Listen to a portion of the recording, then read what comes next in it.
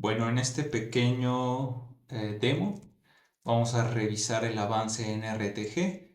De momento hay trabajo que he hecho en lograr que el ambiente de desarrollo sea reproducible a través de distintos sistemas, por lo menos en particular Mac y Linux. En Windows también se puede, pero va a ser necesario usar el subsistema de Linux para poder correr esto apropiadamente. Y eso tiene que ver con el soporte que da Nix, que es el sistema, digamos, el administrador de paquetes que está proveyendo todas las dependencias y los ejecutables relacionados con Haskell. En la raíz del repositorio ya tengo, por ejemplo, un script que está acá. Este script automáticamente, bueno, ya que esté terminado, instalaría todo lo necesario. Vamos a empezar corriéndolo. Ahorita estoy experimentando con distintas variantes del script. De momento seguimos con el default. Y listo, la librería está compilada y estamos dentro del REPL con RTG cargado. Entonces, por ejemplo, las últimas funciones que he implementado es la función once, que permite reproducir un patrón una sola vez, y la función loop, que permite reproducirlo de manera loopeada o reiterada. Estas son alternativas a la función play que ya había implementado antes. Play está ahora en un módulo que se llama onSafe, debido a que estoy usando una función que rompe unas ciertas reglas de diseño dentro de, digamos, las prácticas idiomáticas en Haskell. Por eso dicha función que utilizo en ese módulo se llama onSafe.io, si no me equivoco, y para etiquetarlo pues le puse ese mismo nombre al módulo. Entonces vamos a ver un ejemplo. Ahorita podemos hacer un patrón como así.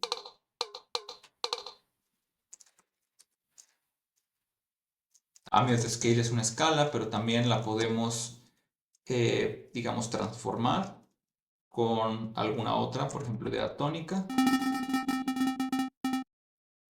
Vamos a escucharlas por separado.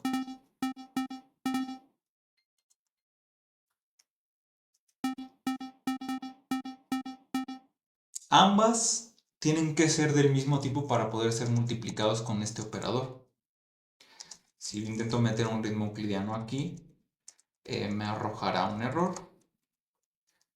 Pero por eso en la interfaz definí una función que lo que se encarga es de levantar cada uno de los valores al tipo estándar, por así decirlo, de patrón rítmico, y ahí hacer el producto que está definido para ese tipo de patrones. Ese es el que llamé Euclidean zip, que cuando tenemos dos listas de distintos tamaños, estas son las listas de ceros y unos que representan silencios y eventos de reproducción. Lo que va a hacer es tomar el patrón más pequeño y va a repartir sus eventos en el patrón más grande de la manera más pareja posible. Y ahí va a ser el producto que está definido en estos valores binarios. Entonces eso me permite multiplicar dos valores de diferente tipo. Podemos visualizarlo de esta manera. Creo que es más claro si primero lo transformo al tipo rítmico, porque esta es un patrón temporal, que básicamente es una lista de fracciones. Con toRhythm lo puedo llevar a la representación en ceros y unos. Lo mismo podemos hacer con la diatónica. Y ahora podemos ver cuál es el producto.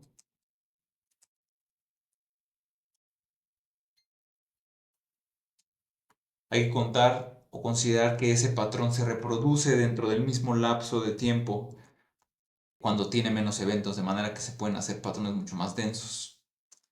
Ahora, ¿qué pasa si aquí cambiamos a usar esta otra operación? Vemos cómo ambas operaciones producen distintos resultados. De hecho, ahorita la operación entre patrones temporales lo que hace es tomar las dos listas de fracciones y hacer todas las posibles combinaciones de producto entre ellas, y luego las acomoda en el tiempo como deben de ir. Eso es lo que produce tanta variación. Ahora, si empiezo a loopear, el problema es que no tengo un handle para poder detener el patrón. Pero de momento veamos qué va pasando si empezamos a construir una secuencia amontonando unos cuantos patrones.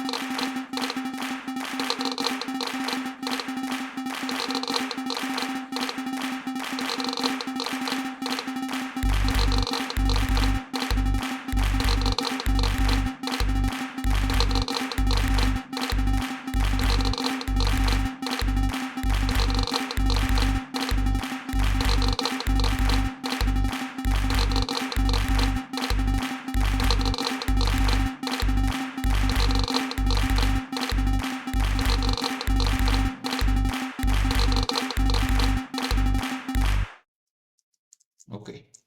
Se empieza a atascar demasiado rápido. Uno de los proyectos que todavía está en desarrollo es lograr tener varias formas de sincronizar estos patrones. Primero necesitaremos handles para poderlos detener y también para poderlos modificar mientras están siendo reproducidos. En segunda instancia, al introducir otro patrón, hay que pensar cómo se van a sincronizar, cuál va a ser la comunicación entre los distintos patrones que están sonando en el tiempo. Ahora, algo entre lo que he estado trabajando es explorar estas variantes para poder sincronizar. Hay una secuencia de artículos muy interesantes del FAM, que fue el taller al que asistí en la International Conference on Functional Programming, que empezó desde 2013 la primera publicación y siguió continuamente, creo que hasta 2017. Fue la última en la que se estuvo trabajando con una noción que se llama el Tiled Product, que básicamente es pensar en una secuencia infinita indexada por los enteros, en la que sucede el gesto musical. Ahora, teniendo dos de estas, ¿cuáles son las maneras de poner una después de otra o combinarlas en paralelo?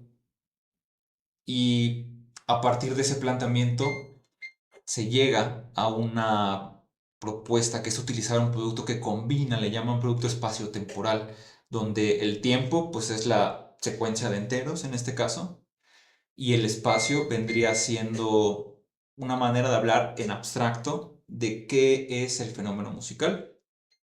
Podríamos pensar, por ejemplo, que en cada punto del tiempo pues tenemos el espacio musical, que bien podrían ser el conjunto de notas que se tocan en ese momento o el conjunto de instrumentos, pensándolo de otra manera, que están sonando en ese momento, que probablemente empezaron a sonar antes y ahorita continúan sonando.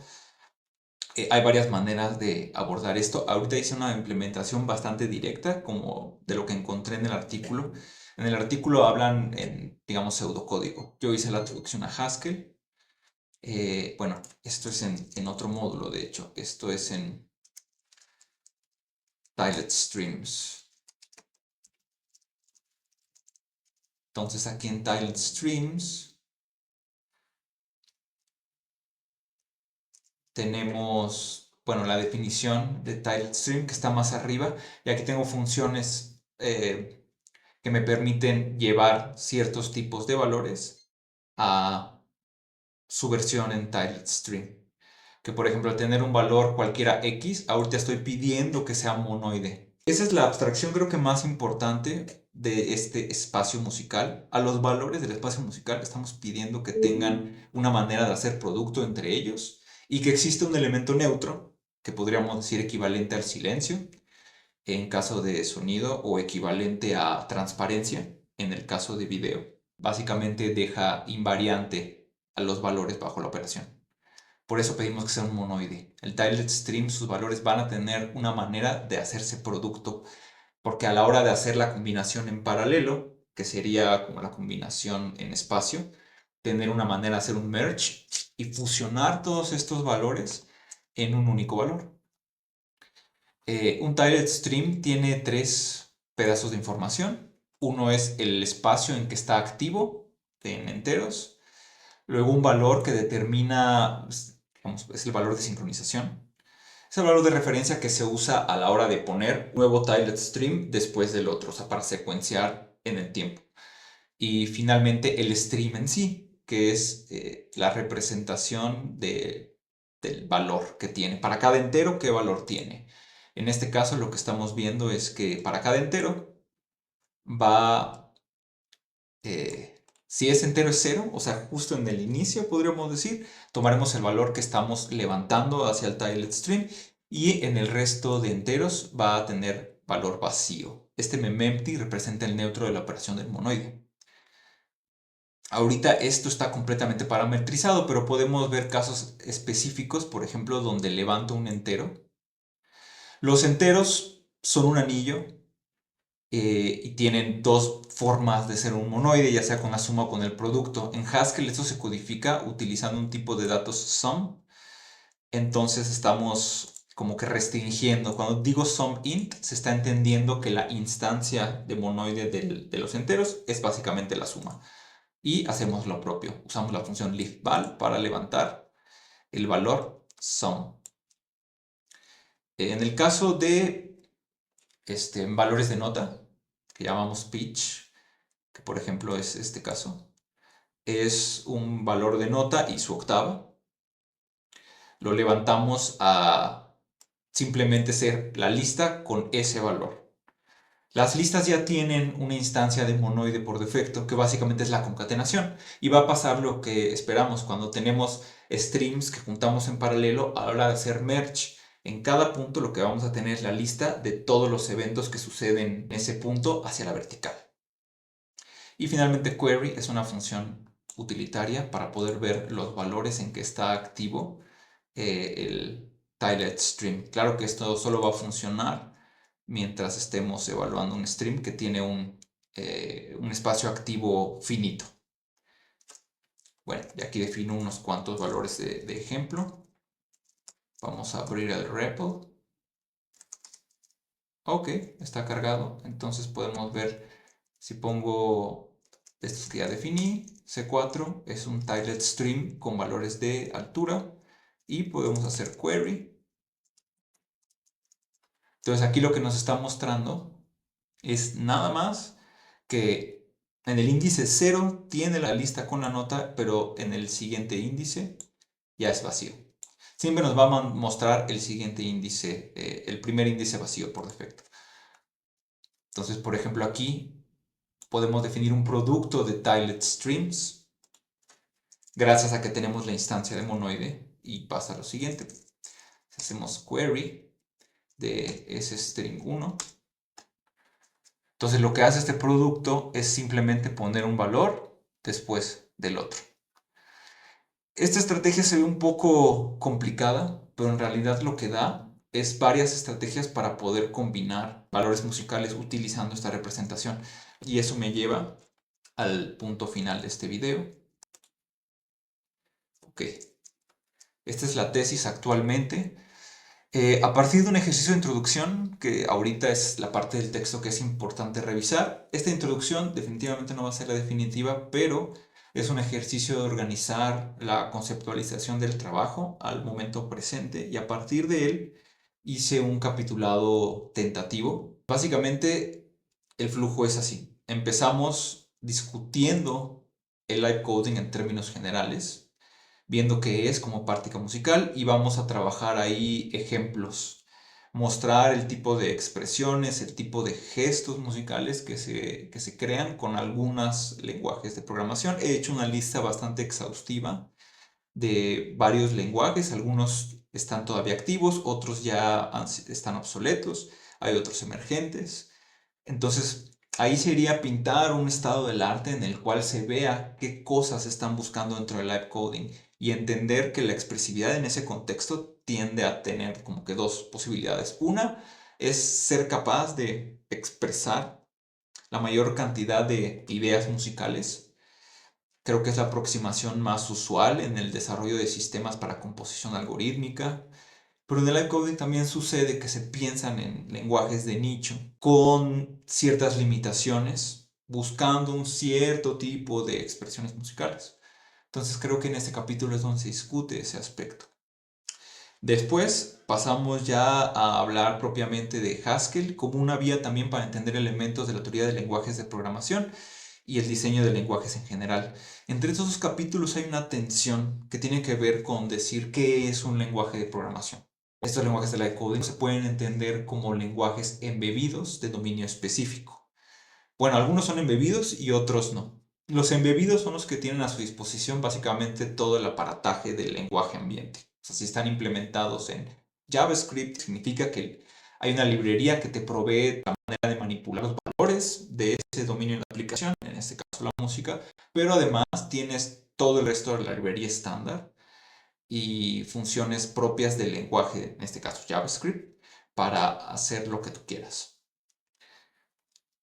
También hay otra discusión interesante que en el contexto del live coding y la programación creativa se habla no solo de sistemas, a veces se habla de lenguajes y también se habla de ambientes. Y estas variantes, en la práctica se puede pensar que no hay una distinción, pero sí hay una importancia en el alcance y en la filosofía que cada uno de los términos conlleva. Después pasaríamos a una parte enfocada específico en Haskell, con los lenguajes que yo he identificado. Por ejemplo, Euterpia, que es uno de estos sistemas para composición algorítmica más generales. Tidal Cycles, que es un caso muy específico del estado del arte que está implementado como un lenguaje de dominio específico embebido en Haskell. Justo es uno de los ejemplos que inspiran mi aproximación también. Y después en el capítulo 4 ya pasaríamos a la parte filosófico-musicológica, en la cual están esas nociones complementarias de abstracción-expresividad, entendidas desde el cómputo y la teoría de lenguajes de programación y entendida desde la música. Ahí el objetivo es aproximarnos o proponer una categoría o un campo de trabajo o de práctica que es la laudería de lenguajes, que es este pequeño nicho en la que el artista programador o compositor desarrolla un lenguaje para lograr cierta expresividad mediante cierto tipo de abstracciones. Y finalmente RTG es el caso en el que nos centraríamos ya con el trasfondo anterior para poder entender, o sea, ya se puede entender entonces cuál es la propuesta de RTG, desde dónde viene, es una idea para lograr cierto tipo de cosas y también es un lenguaje de dominio específico embebido en Haskell, o por lo menos esa es la tirada. Ahora, esto me lleva a los últimos puntos sobre la cuestión del diseño. Digamos que identifiqué tres instancias en las cuales aparece la geometría en RTG. El primer aspecto geométrico es el producto de semigrupos, que es tirarle a tener un producto de grupo. Y esto es esta parte del programa de Slangen que se ha discutido antes, en la que los grupos representan transformaciones de algún tipo de espacio u objeto geométrico. Darle esta estructura a los patrones rítmicos sería como asignarles una geometría de transformaciones. A esto le llamo el aspecto estático, que es lo que venía mostrando en el demo. O sea, tomamos dos patrones, se hace el producto, se genera un patrón y este luego es reproducido. Ahora, hay una segunda instancia, que es, digamos, el aspecto geométrico número 2, que tiene que ver con los algoritmos geométricos. Es decir, estos patrones se llaman de manera declarativa, o sea, no vamos a especificar en el tiempo exactamente dónde sucede el evento. O sea, se podría dar la facilidad al usuario, pero de momento están esta serie de patrones predefinidos. Tenemos estos algoritmos como el euclidiano, en el cual tú das son tres parámetros y generamos patrones que entonces manipulamos con este producto. Los que siguen en ser desarrollados, que hay un avance, son los balanceados y reducibles, que son un cierto tipo de patrones, y finalmente los bien formados. Los bien formados ocupan, hasta donde he visto, también 3 parámetros, pero es una implementación en la que todavía estoy trabajando. Y bueno, el tercer aspecto geométrico es la sincronización de patrones. Este aspecto geométrico es el aspecto dinámico en contraposición al estático, es decir, está un patrón sonando. Cuando entra un nuevo patrón, ahí hay varias cosas que pueden pasar. ¿Cómo se va a sincronizar? O sea, ¿cómo va a sonar este patrón con respecto al otro? Es súper importante tener claro qué va a pasar antes de despegarlo, porque igual no sabemos qué patrón se está generando, porque es medio opaco este producto, y eso es parte de la intención. Pero lo que no puede ser opaco es entender en el tiempo cómo va a encajar un patrón con el otro. Y una de las variantes que estoy pensando es que, por ejemplo, cuando está sonando un patrón, el nuevo patrón es capaz de afectar el que ya está sonando, como que lo ajusta, y entonces tenemos o sea, lo ajusta de manera respetando ciertos parámetros geométricos para que al ajustarlo siga sonando bien o se siga produciendo un efecto interesante. Y ese es el resumen hasta ahora del desarrollo.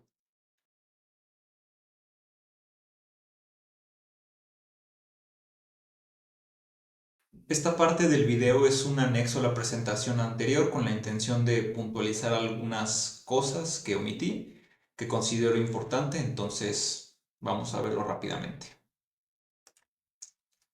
De vuelta en la raíz del repositorio, podemos ver, bueno, aquí está el script para de manera automática instalar Haskell y todas las dependencias de la librería. Hay un nuevo directorio que contiene mis pruebas en el diseño del sistema Nix. Y hay unos nuevos módulos que quisiera mencionar. Context simplemente me sirve para cargar en mi REPL los módulos expuestos. Y estos dos módulos son nuevos. Este Music es un módulo transitorio en el que básicamente estoy ingresando tipos de datos de la manera en que se definen en un artículo de Paul Hudak, para tener ejemplos musicales, que fue lo que le mostré cuando estuvimos viendo este otro módulo de Tiled Streams. Y respecto a la parte de temporal en RTG, estaba el módulo onSafe que les mencioné. Aquí la función que rompe un poco los acuerdos idiomáticos dentro de Haskell es onSafe perform IO, que ahí mismo aparece en mi IDE que esto es un anti-pattern. Y esta implementación de la función play que está aquí abajo depende de pattern stream, que digamos es la que tiene la maquinaria que hace el trabajo. Es un poco ingenua en la medida en que dependemos de que el procesador actúe tan rápido como le pedimos que haga para reproducir. Es por eso que me aventé a implementar en ese otro módulo un concepto que se llama la Temporal Monad, que también es algo que salió a mi atención ahorita que fui al farm. Y en este trabajo es muy interesante que se utiliza la estructura de mónada, que bueno, en este caso la tenemos definida aquí abajo, pero principalmente la idea es un envoltorio para los valores. Ese parámetro A es básicamente algún tipo de valores, por ejemplo, mensajes OSC, fue lo que yo hice, en los que se toma una pareja de tiempos, que es como el tiempo de inicio de la reproducción o de la música, por así decir, y luego el tiempo actual. Y en función de eso obtenemos un nuevo tiempo virtual y alguna acción que nos devuelve el efecto musical, OSC, sonoro, lo que sea, y un nuevo tiempo virtual. Esto es algo difícil de explicar sin un pizarrón y sin referencia directa al paper, pero en resumidas cuentas hice una traducción bastante directa. Ahí hay código en Haskell en esos artículos, en este artículo, perdón, y tal cual traje la implementación de esta función sleep, y en esta parte más abajo definí unas funciones utilizando esa interfaz, por así decir, para poder mandar mensajes al sintetizador y tener dos variantes que son add once y loop. Esta estrategia lo que garantiza es que tenemos una corrección de tiempo o sea, considerando el tiempo que toma procesar las instrucciones. En el artículo hablan de time safety y consideré que fue interesante de explorar y ahorita me está dando las funciones que he estado usando actualmente para reproducir sonido. Bueno, en segundo punto, respecto a uno de estos módulos nuevos que mencioné, el de Tilet Streams, el propósito de este módulo es lograr usarlo para implementar de manera elegante las estrategias de sincronización que llegué a mencionar. Esto tiene que ver con el aspecto geométrico 3.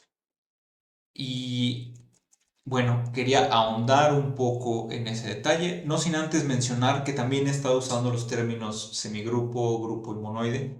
Nada más recordar que este es como un orden jerárquico, por así decirlo. Primero tenemos un semigrupo, que es cuando tenemos alguna operación binaria y nada más. Esta estructura se hace más fuerte cuando añadimos la existencia de un neutro. Y finalmente un monoide se vuelve grupo cuando además para cada elemento existe un único otro que multiplicado por él nos da el neutro. Para cada elemento existe un inverso. Bueno, ya teniendo eso, quería mostrarles ahora la idea con las opciones de sincronización.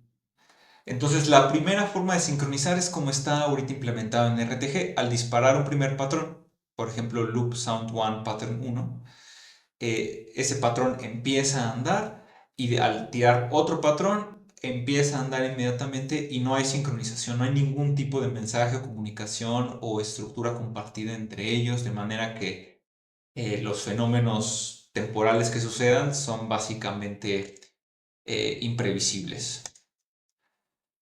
Una segunda forma es la sincronización cíclica. Aquí podemos ver que la duración del ciclo del patrón 1 y del patrón 2 está establecida en una misma duración. Aquí estamos viendo que se asume que se repite hacia atrás en el tiempo y va a continuar repitiéndose hacia adelante en el tiempo. Entonces, al estar disparando patrones bajo este esquema, lo que estaríamos haciendo es saber que van a coincidir en el inicio, independientemente de la cantidad de eventos que tengan dentro. Esta es la estrategia de sincronización que se utiliza en Tidal y que ha demostrado ser muy interesante para componer patrones muy rítmicos y con mucha estructura. Ahora, una tercera forma le llamo lineal y aquí entra lo de Tilet Streams que vimos brevemente en el módulo que les mostré.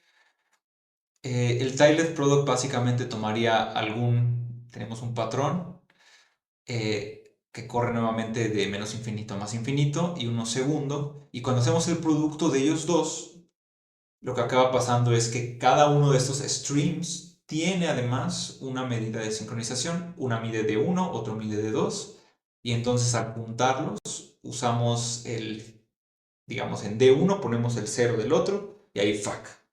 Digamos que esa medida de sincronización nos dice cómo vamos a montar uno en el otro. Y finalmente, este concepto es nuevo hasta donde sé, no lo he visto en algún otro contexto de live coding, así que es algo que me gustaría explorar y tiene que ver con la manera en que los objetos que están sonando ya conviven unos con otros. Mi idea es que poder ejecutar patrones en las tres formas anteriores y esta incluida. Entonces, por ejemplo, generaríamos un patrón 1 con un nombre que ahí aparece como tilde pattern 1. Ahí estoy usando notaciones super collider. Y ese patrón empieza a andar. Ahora, al tirar un segundo patrón, que ahí aparece como tilde pattern 2, que está en rojo, la presencia de ese patrón afectaría, por ejemplo, al patrón 1 que está sonando. Y en este caso lo que se ve es que, por ejemplo, el patrón naranja, el patrón 1, ahora ocupa un tamaño del doble de la duración del patrón 2. Esto nada más es un ejemplo de cómo podría ser este reacomodo, ¿no? La idea es que sucediera, bueno, que hubiera elementos en el lenguaje que me permitiera controlar cuándo pasa dinámico, cuándo sucede lineal, cuándo sucede cíclico y cuándo sucede asíncrono. Ahí habría que pensar mucho en la ergonomía para poder hacer esto como ágilmente y que no se pierda un poco el sentido de qué es lo que está pasando. Y bueno, ya para cerrar, solo quería hacer una breve mención sobre el estado del trabajo actual. Al presentar el documento de la tesis, nada más quiero dejar claro que no todas estas secciones tienen contenido. Algunas de ellas, por ejemplo, por acá en expresividad, eran estas, me parece. Estas, por ejemplo, están marcadas como to do y simplemente son placeholders para añadir más contenido, ¿no? Estas son varias secciones con conceptos que pues nada más me tengo que poner a escribir porque he estado escribiendo en otras partes. Y algunas veces los pongo porque en alguna otra sección se hace referencia a lo que se explicará en esta sección. Digamos que de alguna manera estoy construyendo la tesis llenando huecos y organizando el material escrito que ya tenía. Entonces, estos capítulos, el acomodo nuevamente todavía es tentativo y el contenido también. Lo que vendría sería una composición ya lineal de todo el documento para darle una cohesión y una redacción ya final. El desarrollo de RTG tiene que avanzar más y a partir de ahí va a quedar claro cuál es el lugar y la medida para cada una de las secciones. Bueno, para el resto del contenido de la tesis, básicamente. Que si bien aquí ya se construye una narrativa, a mi perspectiva, bastante clara, creo que de todas maneras queda diluida mi aporte y eso es porque el trabajo con RTG ha sido difícil. La conceptualización es todavía quimérica porque hay varias ideas que me gustaría meter, hay mucho trabajo de implementación por hacer. Y bueno, seguiremos trabajando y este es uno de otros videos que espero estar armando y que espero hacer mejor con el tiempo. Bueno, muchas gracias por su tiempo y paciencia.